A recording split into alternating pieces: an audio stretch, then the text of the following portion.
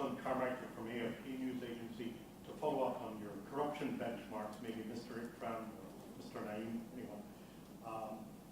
You were led to believe, I understood, before leaving for here, that there are promises to improve those benchmarks. So did they fall short of what they told you verbally before leaving? And what happened with Mr. Abdullah? Did he reassure you about your concerns? You just met with them, and I guess that was one of your major concerns.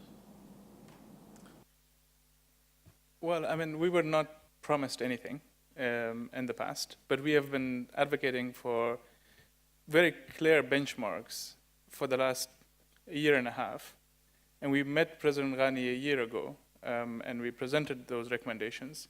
We have been also meeting with the donor agencies. We presented several times to technical and policy level our recommendations. Unfortunately, we hear good things, that these are all good recommendations. But when it comes to real action, when it comes to setting up benchmarks, we have not been consulted at all. We received the benchmarks not through the government. We received it from a technical level from a donor, not in a formal way, in an informal way. So this is where we stand, unfortunately. And I think it's very dangerous for the future of the country, because corruption, although in our surveys it shows that it's the third most important problem that the Afghan public face, it is, I think, the most important problem to be tackled, because it is the root cause of insecurity. It is the root cause of lack of development and waste of donor money. You have heard about CIGAR reports, the way USAID spend its money, and the way it's wasted.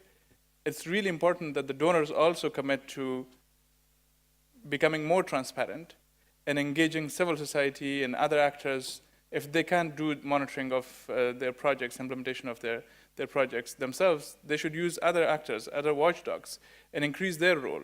So far, unfortunately, they have been doing window dressing, and they have fallen short of the commitments that they made in Busan to meet the commitments that were made to make their aid 100% in accordance with the IIT principles, the International Aid Transparency Index principles.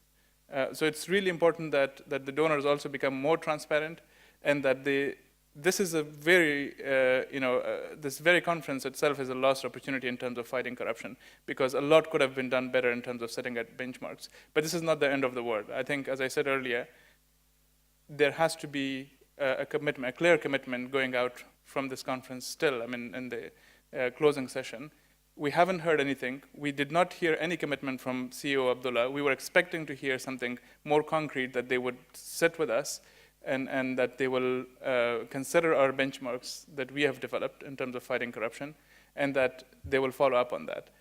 Neither from donors. So I hope that we still hear something to take with us as a positive news in terms of fighting corruption from this conference.